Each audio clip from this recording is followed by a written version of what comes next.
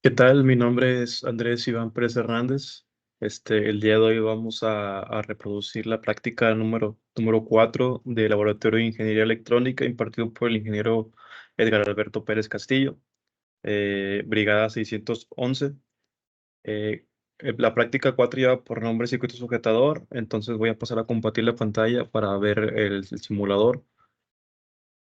Ya estando en el simulador, que es multisim, pues tenemos el siguiente arreglo de circuito. Tenemos los siguientes elementos, los cuales son el generador de funciones, que está por este lado, un capacitor de 0.1 microfaradios, conectados a su vez a una resistencia de 100 kilo ohms, y un diodo eh, 1N4148, conectados en paralelo. Siguiente a eso, tenemos un potenciómetro lineal de 1 kilo ohm, y todo esto alimentado por una fuente de corriente directa con incrementos de 0 a 12 volts. Este, Todo esto con su respectiva tierra. Y pues bueno, para esta práctica vamos a apoyarnos con los siguientes instrumentos de medición. Tenemos un osciloscopio y un multímetro. Y a su vez todo está conectado a un generador de funciones con la siguiente configuración a 1 kHz y una amplitud de 10. Entonces, cerramos. La práctica nos dice que tenemos que usar el multímetro digital para cerciorarse de que la señal de entrada tiene componente de corriente directa. Si la tiene, cancelarla con control de offset de funciones. Y el siguiente paso, pues, es usar el multímetro digital para ajustar el potenciómetro lineal hasta que el voltaje de corriente directa de VV sea de 3 volts. Entonces, entonces, pasamos a la reproducción de la práctica por este lado.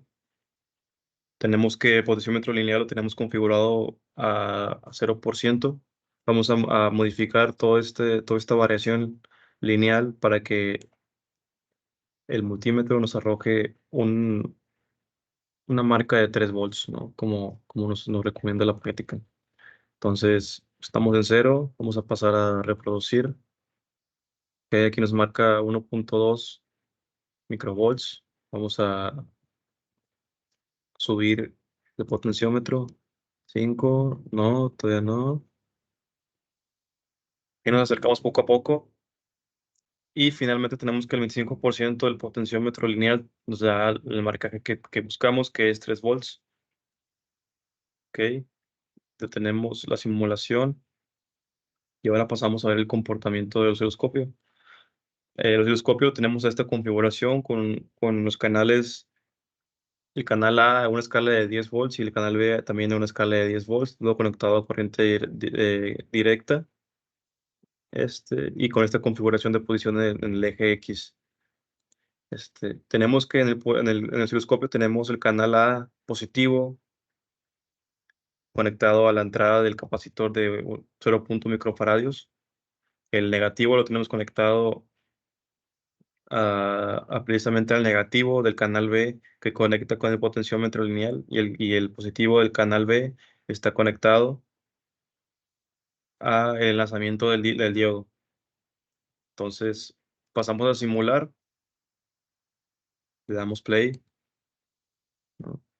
Y vemos este comportamiento de la gráfica. Con esto podemos finalmente concluir que el circuito sujetador es el que mediante una modificación de nivel mantiene la misma frecuencia y la misma vibración de voltaje. Aunado a eso, la práctica también nos pide que registremos los resultados de modificar la fuente a menos 12 volts. Menos 12 volts. ¿No? Vamos a volver a reproducir, a ver el comportamiento de la gráfica. Tenemos pues estas variaciones, ¿no? Y como último, pues vamos a modificar el potenciómetro lineal a 75%, que también nos lo pide la gráfica, ¿no? Entonces damos stop, volvemos a reproducir, vemos que la variación de voltaje es menor del cero con menos 9 volts. Y pues aquí está la gráfica, ¿no? Con la variación de frecuencia. Eso sería todo por la práctica número 4, circuito sujetador. Muchas gracias.